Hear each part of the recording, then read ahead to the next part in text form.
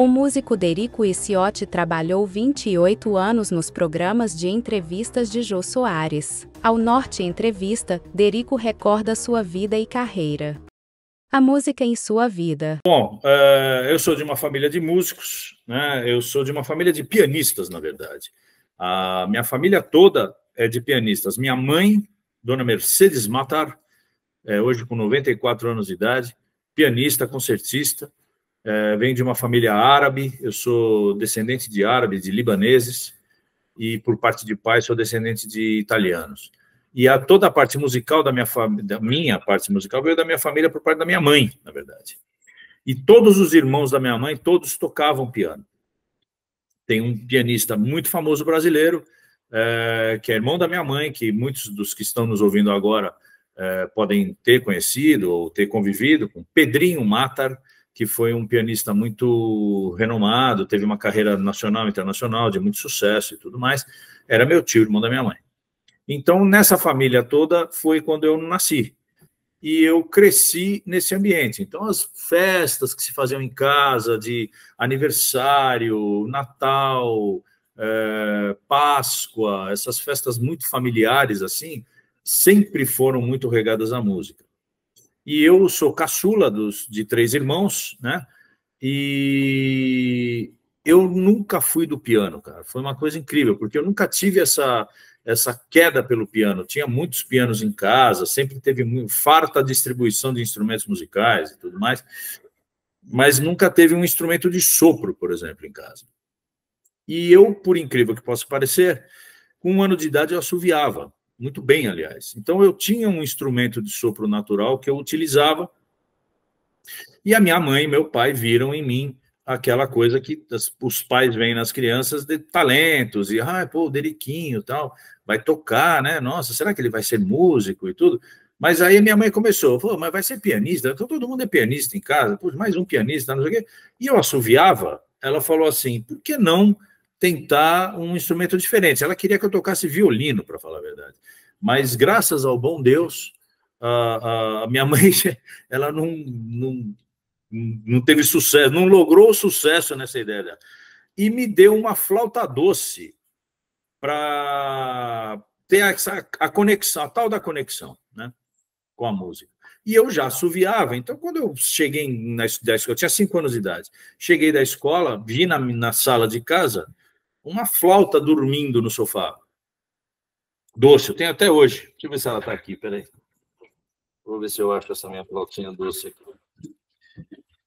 Eu vou ver se eu acho daqui. Talvez eu ache. Ela tem 54 anos, essa flauta. 53 anos, na verdade. E aí eu olhei aquela flauta, comecei a tocar, e ela tinha, para mim, uma facilidade absurda, porque eu assoviava, então aquilo era uma extensão do que eu fazia. Pegava aquele instrumento e pum, tocava. Legal, eu toquei e fui jogar bola, na verdade, né? Eu adorava jogar bola. Mas aí eu comecei a achar aquele instrumento interessante e falei para minha mãe que eu gostaria de estudar aquele instrumento que eu achei legal, tal, não sei o quê, e aí começou. E eu fui o único instrumentista de sopro da família, né? De todos os sobrinhos e tudo mais, todo mundo pianista, só eu que galguei. Depois eu aprendi a tocar piano por questões até de mercadológicas e tudo mais, e de pressão familiar. Mas eu sou o único instrumentista de sopro da família. Outra profissão. Só para ilustrar, para não dizer que eu estou mentindo, tá aqui, ó, minha flautinha. Aqui, ó. A flauta doce, aquelas flautinhas de iniciação musical, né?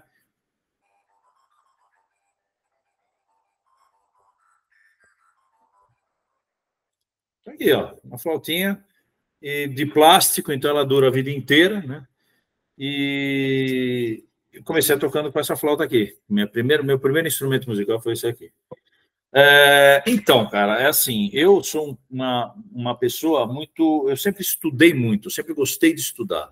Então, eu tinha muita curiosidade pelas coisas e tinha muita ânsia de entender as civilizações, de onde viemos, como era a coisa. E eu sempre gostei de história. Então, eu queria fazer história. Na verdade, eu fiz os 2 primeiros anos de faculdade, de vestibular, que eu prestei, foi para história. Eu não prestei para música. Apesar de ser profissional desde os 8 anos de idade, que eu sabia que eu ia ser músico profissional, já era músico profissional, a faculdade eu queria fazer outra, eu não queria fazer faculdade de música, eu nunca pensei em fazer faculdade de música. E só que eu não entrava na faculdade de História, não dava, eu queria a USP, porque a USP tinha que ser USP e tal, e não entrava na USP, né? E aí eu prestei música, entrei e fiz, né? Mas eu queria ser antropólogo, arqueólogo, eu adoro isso, até hoje, né? Eu adoro isso. E ainda penso, de repente, fazer uma faculdade pós-mortem, as faculdades que só entra múmia e tal, e aí eu fazer a faculdade de História que eu tanto quis fazer e não consegui. O que fazia antes da TV? Olha, eu comecei estudando flauta com 5 anos de idade, me profissionalizei aos 8 anos de idade. Dos 8 aos 22, que foi o ano que eu entrei na televisão, esses 14 anos de trabalho, 14, 15 anos de trabalho, eu toquei muito com orquestra, eu era solista de orquestra e tinha grupos de música instrumental, de música erudita, né, particularmente. Então, eu tocava com orquestra, dava recitais, viajava, tocava em clubes e tal.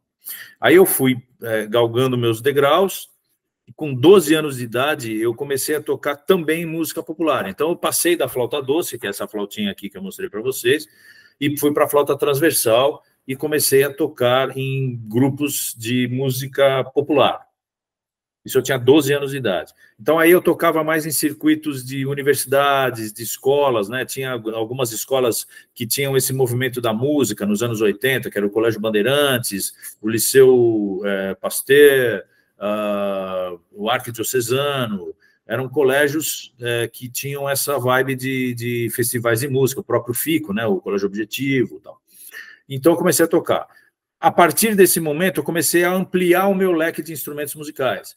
Então, comecei a tocar saxofone, comecei a tocar contrabaixo, violão, piano, essas outras coisas, para justamente ter mais gama de possibilidades de trabalho. E aí eu me tornei um contrabaixista profissional também. Além de flauta e saxofone, eu tocava contrabaixo profissionalmente. E quando eu comecei a tocar contrabaixo profissionalmente, isso eu já tinha meus 15, 16, 81, 82, mais ou menos.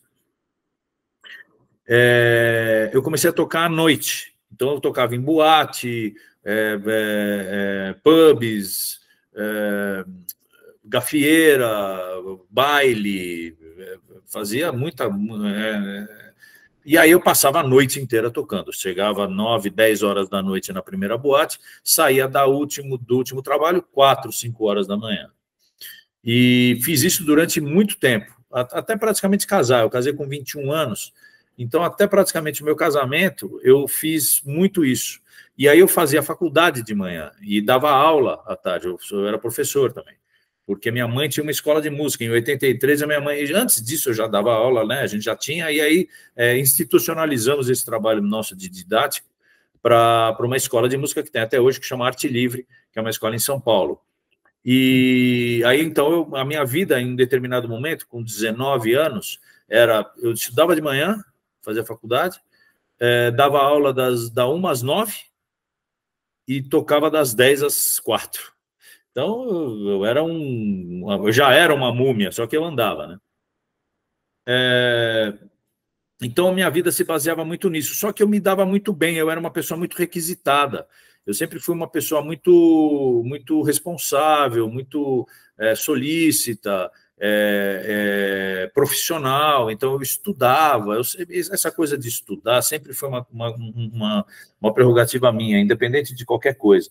Então, mesmo em baile, boate, gafieira, roda de choro, eu estudava, cara. Então, eu chegava para tocar, puta, eu estava resolvido. Eu não tinha essa coisa do, o que vai? Vê aí, toca aí, que tom. Não, cara, eu era meio caxias, assim, sabe? Meio caxião, assim, sabe? E isso me tornava uma pessoa muito requisitada. Então, eu sempre tive trabalho, nunca tive problema com relação a isso. E até eu entrar no programa do Jô. Quando eu entrei no programa do Jô, que no começo do SBT era o Jô Soares 11h30, eu tinha essa pluralidade, assim, eu tocava com todo mundo, vários estilos, tudo que era possível. Tanto é que quando eu entrei no programa do Jô, eu tinha 22 para 23 anos, eu era um moleque, porque o Bira tinha 55, né? Todo mundo era mais velho, o maestro Edmundo Villani Cortes tinha 60 e pouco, então era muito mais novo, né? Mas eu tinha essa capacidade de leitura, tinha essa capacidade de compreensão musical, que me deixou num patamar meio que nivelado com os grandes mestres com quem eu toquei, né? As pessoas com muito mais experiência e tudo mais. Então era isso. A minha vida era uma vida corrida, mas muito prazerosa, na verdade. Convite para o Jô Soares, 11h30. Então, eu, como falei, tinha uma carreira erudita, né? Eu tocava muito concerto, fazia muita apresentação com orquestra, com orquestras menores de câmara, com trios, quartetos de cordas. E dentro do meu repertório, eu tocava muito músico, compositor brasileiro.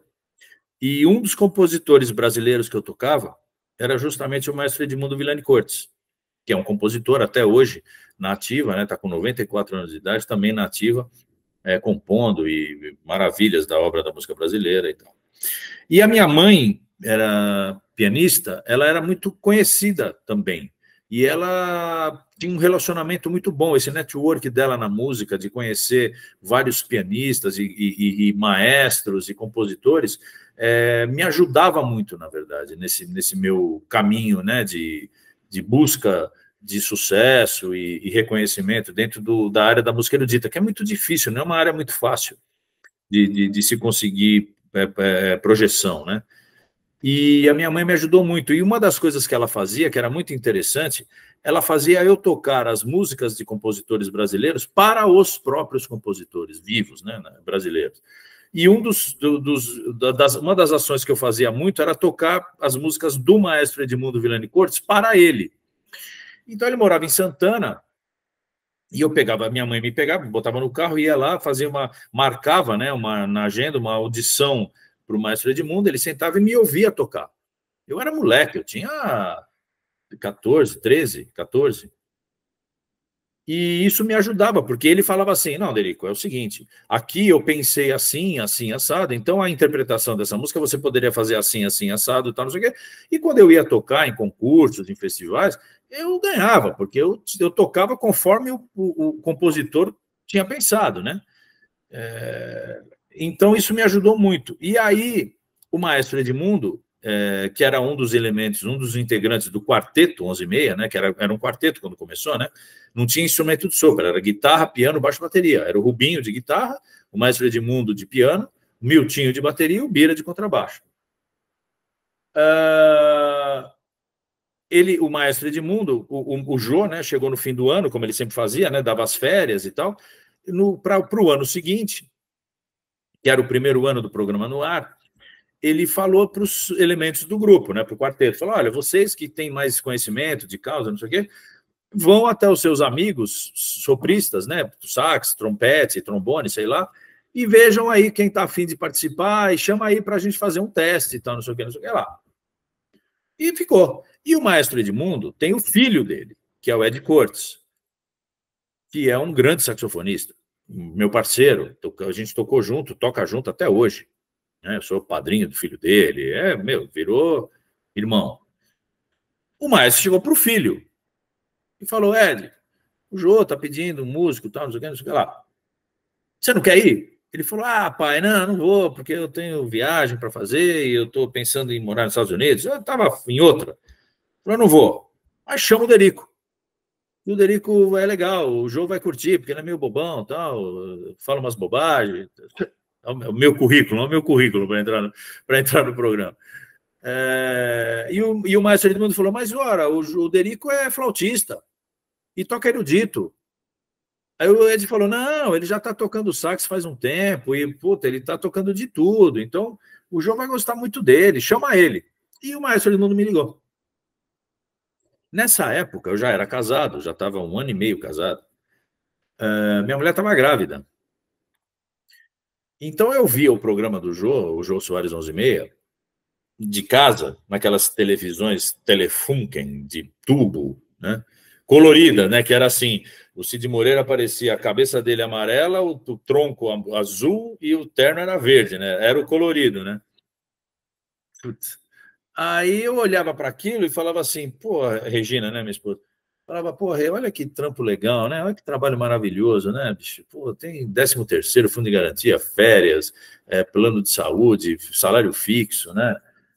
Pô, toca com os caras, né, bicho? Umas puta referência. E outra, tocando música instrumental num programa de televisão, que é a segunda maior emissora do país, né, que é o SBT, e com esse cara, né, com o Jô Soares, que é o cara, né, bicho? Imagina, mas sabe quando que eu vou entrar num trampo desse? Nunca, né? E não tinha sopro ainda por cima.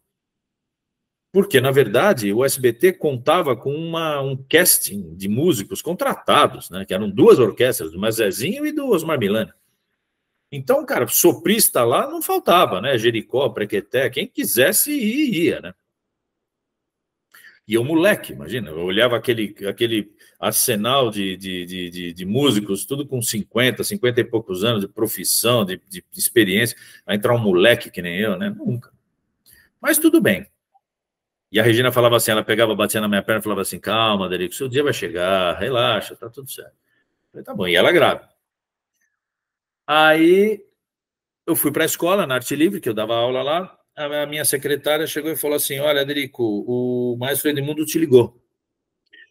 E eu, pô, o maestro Edmundo me ligou, o que ele queria, né? Eu liguei para ele de volta. Lembro do telefone dele até hoje, cara, 203-8808. Aí, pô, Márcio, Derico, Derico, tudo bem, pô, que bom. Você assiste o João 11h30? Eu falei, toda noite, né? Ele falou, então, cara, sabe, a gente vai entrar de férias agora, o ano que vem a gente vai voltar em março, e o Jô quer aumentar o quarteto para quinteto, está querendo um sopro, tal. Você não quer ir lá fazer um teste? Eu falei, pô, lógico. Ele falou, então tá bom, então vai passar Natal, Ano Novo, tal, quando voltar eu te ligo, a gente marca. Tá ótimo. Passou Natal, Ano Novo, janeiro, fevereiro, chegou no fim de fevereiro, ele me ligou. Falei, mas Edmundo, tudo bem? Pô, mas, bom. Então, lembra aquele papo que a gente levou lá no ano passado, no final do ano passado? Então vai começar agora, o Jô vai voltar a gravar agora, e ele, você não quer ir lá? Eu falei, pô, tá, então segunda-feira na Vila Guilherme, esteja lá, tipo 1h da tarde, meio-dia. Eu falei, tá bom, não por isso. Aí passei o fim de semana, feliz da vida, que segunda-feira eu ia lá, né, de fazer o teste e tal, e eu tô pensando que é um teste, né? E a minha mulher grávida, né? Aí, segunda-feira, no dia de eu ir gravar, estourou a bolsa da minha mulher. Puta, aí pegamos uma mochilinha, levamos para o hospital, ela em trabalho de parto. Eu deixei a minha mulher no hospital, nas mãos do meu querido amigo, Dr. Bento de Toledo Rodovalho, e falei, porra, Bentão, eu tô indo fazer o teste do programa do João 11h30. Ela falou, pô, eu sabia, você tinha que estar lá, pô, o João vai adorar você. Eu falei, não, cara, eu tô indo fazer o teste, não é que eu vou entrar, imagina. E eu, na minha cabeça, juro por Deus, estava pensando naqueles testes do Bozo, sabe? Que tem 150 palhaços de nariz no sol, comendo mortadela e tal, esperando a hora de chamar e tal. E eu falei, bom, vou lá, né? Aí cheguei na Vila Guilherme, cara, não tinha ninguém, estava vazio. Eu falei, puta, errei de lugar, ou errei o dia, alguma coisa eu errei, porque não pode ser, né? Aí parei o carro, cheguei lá, falei, oi, vim fazer o teste do Jô Soares 11h30. Falou, é você? Falei, sou. O maestro vai. Aí chamou o maestro Edmundo veio, me ciceroneou, né? Me apresentou para todo mundo, ali nos corredores do SBT. E era engraçado porque eu cheguei na televisão, e a televisão é fogo, né? Eu já cheguei lá, já veio uma figurinista medir meu paletó, para, tipo, você vai se vestir. Eu comecei a achar estranho aquele teste, porque eu falei, pô, um teste, vou fazer um teste, vou tocar aqui, né? E eu tinha essa coisa de estudar, então eu lia tudo. Então o maestro começou a botar a partitura na minha frente e eu ia lendo como se fosse um gibi. E, pô, que legal, nossa, que bacana, puxa vida, que bom, tal, não sei o quê. Vesti o terno e fui para o estúdio. E aí aquela dinâmica que todos conhecem, entra o Jô, a gente tocando, e tá, começa, tal. E eu achando estranho, porque, pô, era um teste para ver se eu ia entrar no programa ou não, e os entrevistados eram tipo Papa, Pelé, sabe? Você fala, porra, que teste é esse, cara? Imagina, que teste. Aí gravamos 3 programas, cara. Acabou, tipo, 11 horas da noite. Eu falei, cara, que teste, bicho. Aí desceu, né? Todo mundo de Leia, Frati, Hilton Max Nunes, né? Todo mundo, né? O Jô veio e tal. Falou, pô, que legal, ótimo, parabéns, foi muito bom, você é muito bom, que molecão bom e tal, e dá uma juventude pro programa. E o Jô veio e falou assim, olha, falando para os 4, né? Para o quarteto. Eu não sei se vocês já foram atrás dos amigos de vocês e tal, mas pode cancelar que eu vou contratar esse menino. E esse menino era eu, né? Eu falei, nossa senhora, que bênção. Só que, puta, desculpa, cara, mas eu tenho que ir embora, correndo, porque a minha mulher está no hospital. Aí o João falou, mas por quê? Eu falei, não, porque ela está parindo, cara, ela está parindo meu filho. Ela está em trabalho de parto, eu vim gravar. Ah, eu sabia que eu tinha feito a escolha certa, é um cara comprometido com a música, comprometido com o trabalho, deixou a mulher dele em trabalho de parto e veio aqui, vai embora, tal. Aí eu falei, tá bom, amanhã eu tô aí. Aí só passa no RH, né? Porque eu passei no RH, recebi uma carteirinha da Golden Cross. Aí eu falei, agora eu vou esfregar isso no hospital, na cara de todo mundo, eu vou pagar tudo. Tá. E aí eu fui pro hospital, ainda vi meu filho nascer, que ele nasceu às 1h55 da manhã. Do dia seguinte, minha mulher ficou praticamente 12 horas em trabalho de parto. E então, assim, essa minha segunda-feira foi uma segunda-feira emblemática, porque eu acordei da segunda-feira, eu não tinha emprego fixo e não era pai, né? Aí na terça-feira eu já era pai, tinha emprego fixo, fiquei 28 anos nessa leva aí. Muito bom. Assim que eu comecei. Assessor para assuntos aleatórios. Então, aí tem uma coisa assim, eu falei que a minha experiência musical, toda a minha influência musical, né, tudo que eu entendo de música vem por parte da minha mãe e da família da minha mãe. E toda bobeira, loucura, toda estupidez vem por parte do meu pai. Meu pai era o palhaço da família. Falava bobagem, gostava de gente. E filho único, hein? Fazia trocadilho, ganhava concurso de frases, sabe essas frases? Faça uma frase para o Natal, tá? Meu pai ganhava carro. Tá? Então ele era um cara muito espirituoso. Então essa coisa da bobagem, eu peguei dele.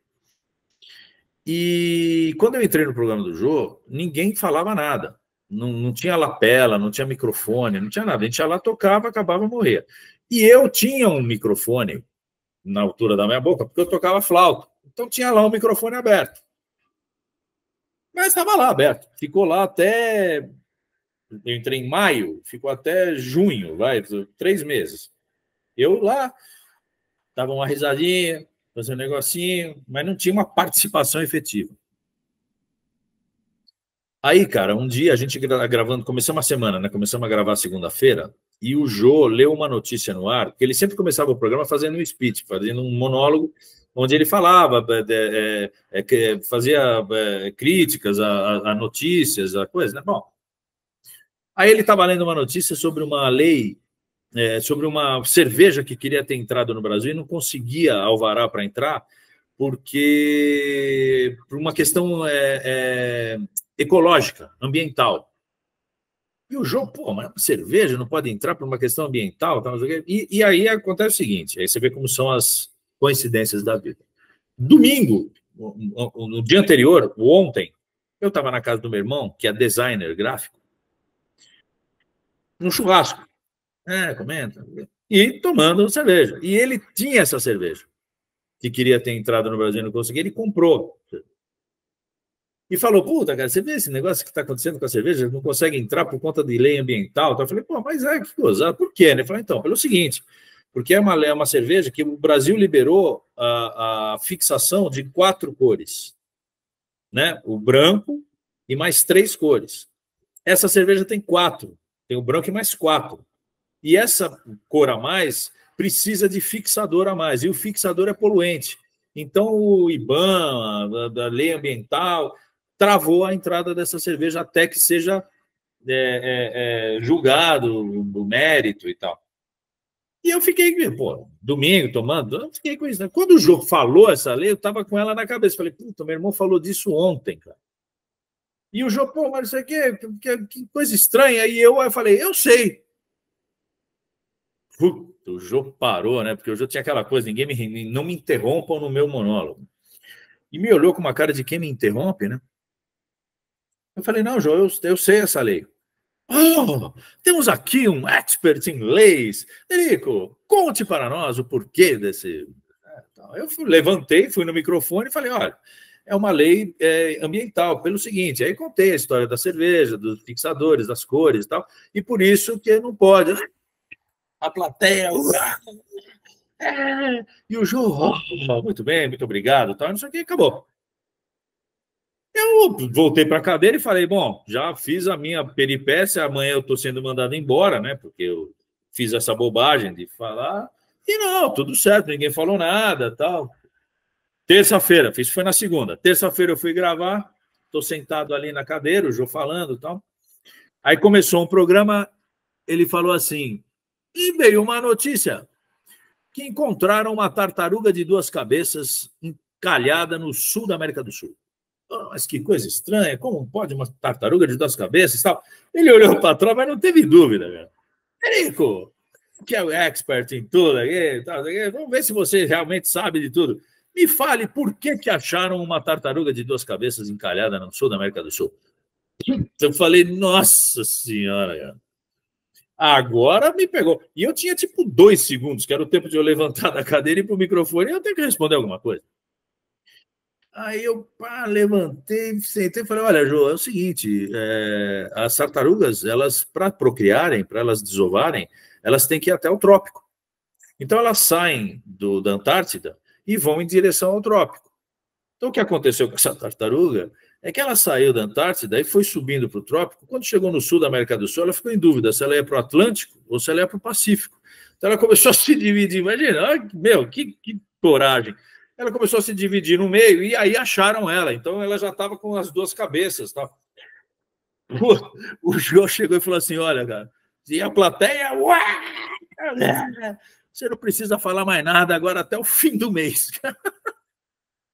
E aí, cara, tudo que acontecia, ele me perguntava. E mais, aí começou a dar um plus, né? Começou a pulverizar, porque daí qualquer coisa que era para comer, qualquer coisa que era para depilar, lutar boxe, ele chamava era para mim. Então, cara, eu tive, você pode imaginar de tudo que eu fiz ali, porque o Jô me chamava. E aí ele só e assim, não tinha nada combinado, né? Não tinha um roteiro. Ó, Derico, é o seguinte, hoje a gente vai falar sobre esse assunto aqui e eu vou fazer essa pergunta para você, você responde isso para mim. Não tinha isso, era tudo na hora. Tanto é que tinha coisa que poderia ter acontecido que não aconteceu e coisa que eu nunca imaginei que fosse acontecer que acabou acontecendo. Então, a única coisa que ele falou para mim um dia foi o seguinte, falou, Derico, aproveita esse negócio do assessor de assuntos aleatórios e nunca fale não sei. Pode falar a bobagem que for, mas não deixe de falar qualquer coisa, porque mesmo que você fale uma bobagem que seja horrorosa, eu tenho subsídio para dizer, te peguei, tá vendo? Derico não sabe nada, tal, não sei o quê. Porque se não falar não sei, acaba, perde, fecha a tampa da panela e acabou. A única coisa que ele falou. Então, eu nunca falei não sei. Então, foi muito legal. Foi uma época muito... Até hoje, né, cara? Os caras lembram das bobagens, imagina. Trabalhar com Jô Soares. O Jô era um cara multifacetado. Ele era dramaturgo, ele era ator, ele era diretor, ele era escritor, ele era músico, ele era apresentador, ele era jornalista, ele falava 6 idiomas. Era um cara que para você conseguir chamar a atenção dele, você tinha que fazer uma coisa muito relevante, né? E uma das coisas mais relevantes que você poderia fazer para ele era ser bom naquilo que você estava fazendo. Porque daí ele se achava no direito de também ser bom para você e fazer a coisa, sabe, num nível assim. A equipe dele era uma equipe de muito profissionalismo. Era uma equipe de talentos, cada um na sua área. Tanto é que ele mudou muito pouco a equipe dele desde o começo. né? Ele sempre prezou pela própria equipe. Então, assim, raramente você vê uma pessoa nova. Você via uma pessoa nova que agregava, mas uma pessoa nova da troca era muito difícil, raríssimo. Eu acho que eu conto no dedo de uma mão pessoas que foram trocadas. Ah, você vai sair porque você é horroroso, eu vou botar um cara melhor do que você. Não tinha isso, né? Então, isso era uma coisa muito positiva nele. E aí, isso se pulverizava por outras áreas do relacionamento humano. Ele confiava muito. Então, por exemplo, a minha relação pessoal, vou falar da minha porque nós estamos falando aqui entre nós, mas poderia falar isso com todos, mas eu não tenho essa autoridade, né? Para mim, a minha relação com ele é uma relação de muita confiança. Esse negócio do assessor de assuntos aleatórios, cara, ele entregava para mim um tempo do programa dele sem saber o que ia acontecer. Então, cara, só tendo muita confiança no cara, entendeu? De passar a bola para você e falar assim. E outra, eu fazia sucesso. As pessoas ficavam esperando a minha participação. Então, o cara tem que ter humildade, ele tem que saber dividir, terceirizar. Isso ele fazia com muita maestria, ele sabia, porque ele sabia do valor dele. Ele sabia que eu não estava lá para quebrar a perna dele, para puxar o tapete dele, muito pelo contrário, eu estava lá para agregar valor. Então, cara, ele esparramava o caminho, sabe? Para você brilhar, porque ele estava brilhando também. Isso é uma coisa dificílima de você conseguir. Porque tem a coisa da vaidade, tem a coisa do ego, tem um monte de coisa que, principalmente na área artística, se sobressai. É difícil de você equalizar isso, de você controlar um negócio desse, né? Ainda mais com o Jô, que era o topo da cadeia alimentar, quer dizer, é dificílimo. E ele fazia isso muito bem. Então, a gente aprendia também a fazer isso. A gente se tornou também um pouco disso, né? Por conta dessa relação que ele tinha. Até um pouco didática, eu posso dizer, né? Porque eram aulas que a gente tinha ali, né? De como lidar com as pessoas, desde o Cabuman, cara, até o diretor da empresa. Ele falava de uma forma em que todo mundo era igual. Era igual.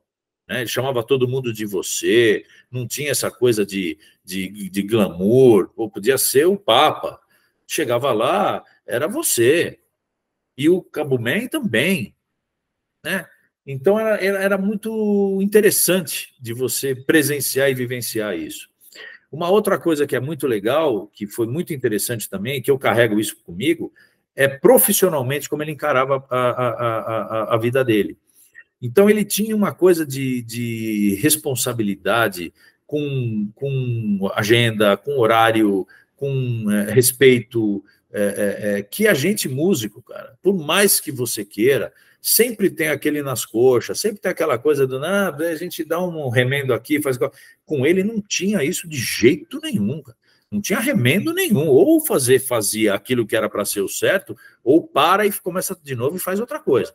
Porque isso aqui não vai dar certo. Então, e também é um negócio muito interessante, porque você percebe no resultado final das coisas do Jô a amplitude de certezas e belezas que o resultado proporciona, não só para quem faz, mas para quem vê. Por isso que o programa teve uma longevidade tão grande, cara. Porque era uma coisa que poderia ser levada da forma mais natural e tranquila possível, sem o grau de responsabilidade, o grau de profissionalismo e de determinação e mesmo de cobrança, cara. O Jô cobrava muito, mas ele não cobrava de maldade, ele cobrava porque ele se cobrava também. Não era justo ele se cobrar e não cobrar o outro. Ele fazer tanto e o outro fazer tão pouco, sabe? É desproporcional, desequilibrava o resultado. Isso também é uma outra coisa muito interessante de você saber lidar, né? E o lado humano dele, a generosidade que ele tinha, a capacidade de entender o teu momento, sabe? Apesar de tudo, ele tinha uma capacidade de liderança que se sobrepõe à própria liderança da emissora. Ele falava assim, você se reporte a mim. Qualquer problema que tiver, eu me resolvo com a diretoria. Não vá até eles, porque você não precisa. Venha até mim, eu resolvo com você. Se eu entender que você precisa ir embora, ou que você não tem que vir amanhã, eu resolvo. E aí eu me resolvo com o cara lá. E nunca teve problema nenhum, cara. porque a gente conseguia solucionar isso da melhor forma possível. E foram raríssimas as vezes que isso aconteceu. Mas sempre que aconteceu, ele era o protagonista. E eu acho justo também, porque era o nome do programa do Jô, entendeu? Então, cara, era isso aí. Tinha que falar com ele. Ele resolve. Se ele não tivesse capacidade de resolver, aí tudo bem. Pô, então vamos falar com quem de direito. Mas na maioria das coisas ele resolvia, porque eram coisas teoricamente... A gente é que complicava, né? Era uma coisa simples. Isso também era uma forma de confiança muito grande, porque a gente sabia que ele nunca ia botar a gente em roubada nenhuma, sabe? Pelo contrário, ele queria tirar a gente da roubada, né? Então, às vezes, era até difícil da gente entender por que ele não deixava a gente fazer determinada propaganda, ou por que ele não deixava a gente participar de determinado programa. Pô, mas, pô, por quê, cara? Ele fala, cara, porque não vai te agregar valor nenhum, você não precisa disso, e tal e coisa. E quando você ia ver, é verdade, cara, não precisava mesmo. Mas são formas de encarar que eu era muito moleque, né? Então eu demorei um pouco para engrenar essa roldana, né? Mas depois que eu entendi como é que funcionava, cara, puta, foi uma beleza. Era muito fácil, cara. Era muito fácil. Projetos. Bom, eu fiquei no programa do Jô durante 28 anos e quando eu saí, no dia 16 de dezembro de 2016, eu saí com algumas arestas muito bem aparadas, profissionalmente, pessoalmente, com os meus colegas, com a produção, com a direção, com o próprio Jô. Eu senti que eu tinha cumprido a minha função muito bem cumprida. Faltou a solução burocrática, que aconteceu em janeiro de 2017, numa reunião dentro da Globo, em que o diretor de RH veio conversar comigo, conversou com cada um de forma muito justa, e eu fiquei muito impressionado positivamente, porque foi um distrato que não foi fácil para ninguém, porque a gente tinha 17 anos de emissora, com um cara que estava no topo. Ele saiu por uma questão de contingência que não cabe a nós falar aqui, mas não foi uma coisa suave e, nossa, que delícia que é não ter mais o Jô no nosso casting. Foi ruim, foi traumático, teve que mudar um monte de coisa ali, não só na Globo, como em cada um de nós, né? Só que também teve uma coisa positiva, que foi o seguinte, a gente saiu com uma grana, a gente saiu com um distrato muito bem elaborado e muito justo, na verdade. E aí eu estava com aquela quantia de dinheiro e falei, bom, o que eu vou fazer da vida agora? Porque eu fiquei 28 anos trabalhando no CLT como funcionário, então uma coisa que, por exemplo, eu não sabia, mas isso eu falo não por ingenuidade, mas é porque realmente era conjuntura. Eu não sabia quanto custava um plano médico. Não fazia ideia. Então, eu fui colocado diante de uma nova realidade que eu tive que me adaptar. E essa adaptação, ela demorou um tempo para ela acontecer. Porque você está no Titanic, para você conseguir parar o Titanic, deu no que deu, o Titanic afundou. Então, cara, você tem que saber lidar. Então, você vai diminuindo a velocidade, você vai vendo qual é o caminho que você tem a seguir, quais são os obstáculos, se é possível você mudar de Titanic para uma lancha, ou sair do mar e ir para a terra, ou sair voando. Você tem que começar a pensar nas possibilidades de como você vai continuar caminhando. E, ao mesmo tempo, você não pode perder o padrão que você tinha. Não financeiro, mas o padrão de excelência, de trabalho, de profissionalismo. Pô, se você está aqui, você para aqui, você não vai começar a trabalhar lá embaixo. Pô, você tem que sair daqui para ir mais para cima. Então, eu comecei a elaborar projetos. E falei assim, cara, agora eu vou pegar... E tinha o inverso, né? Porque tem o anjinho conversando aqui e tem o diabinho conversando aqui, né? O anjinho falava, não, vai dar tudo certo, pensa nos seus projetos, você vai ter um monte de gente que vai te ajudar. E o diabinho falava assim, agora que você saiu da mídia, vai dar 6 meses, todo mundo vai te esquecer, você vai morrer no limbo e tal. Eu falei, puta, né? E eu pensava muito no seguinte, é muito difícil isso acontecer, cara, porque a gente está no inconsciente das pessoas como uma memória afetiva que não vão ser 6 meses que vão derrubar isso, de jeito nenhum. Dois, se eu continuar trabalhando e fazendo minhas coisas e aparecendo e tendo projetos de relevância, as pessoas vão lembrar de mim. E outra, vão começar a lembrar de mim e eu vou começar a me dissociar do meu sobrenome, que é Derico Dojô, né? Esse Dojô eu levo comigo como um patrimônio, né? Ótimo. Mas não é o meu sobrenome. Né? Eu tenho outras atribuições e outros elementos e outras parcerias que podem agregar valor também à minha profissão.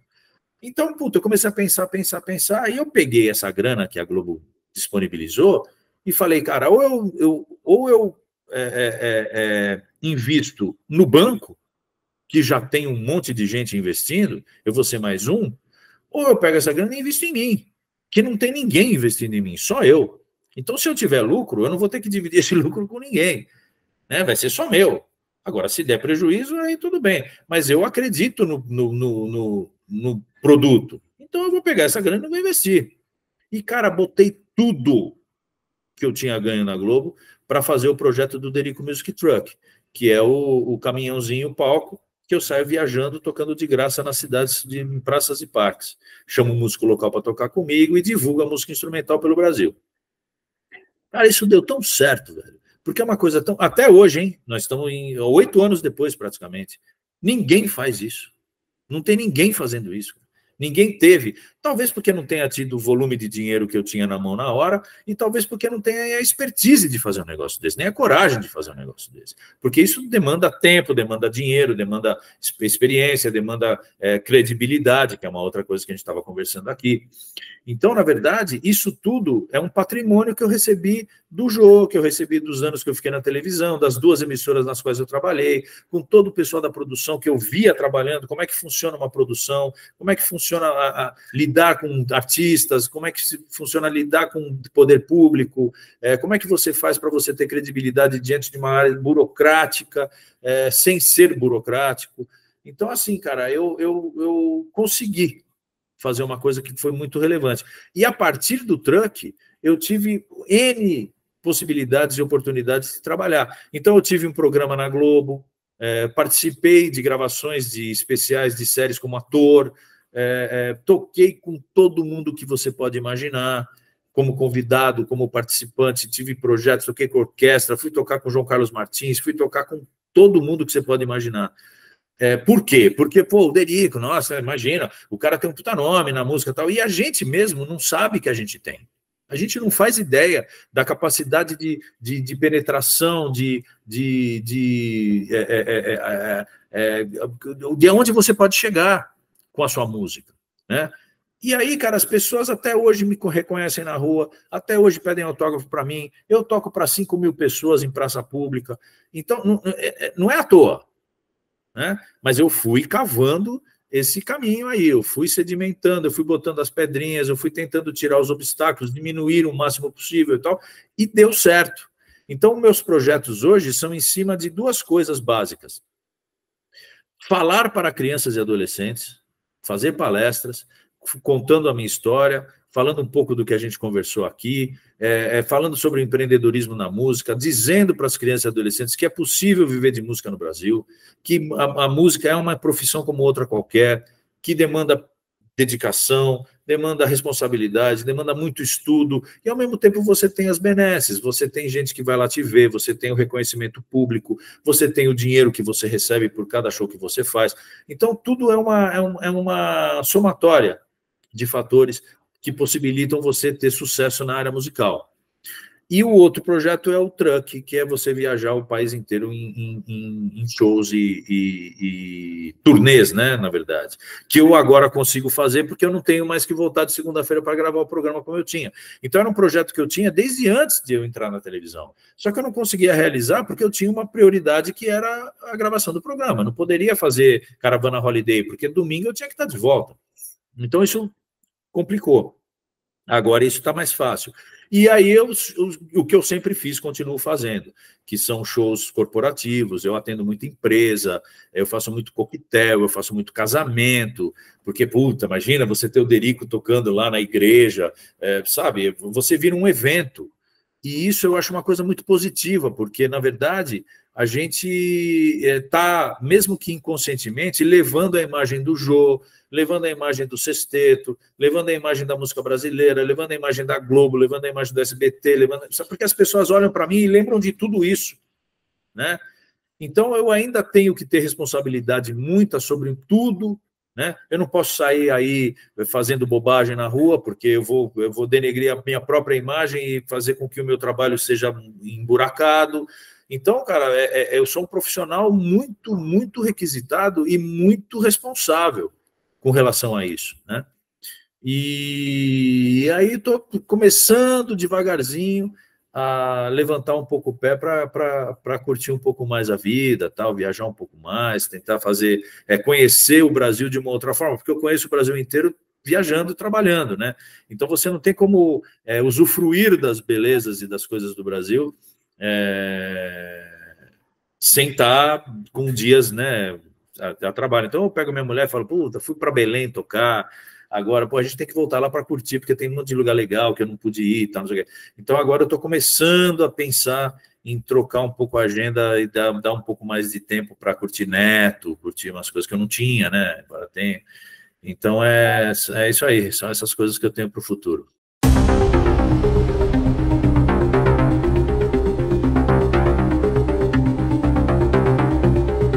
Acesse o portal norte.com.br e veja essa e outras entrevistas especiais.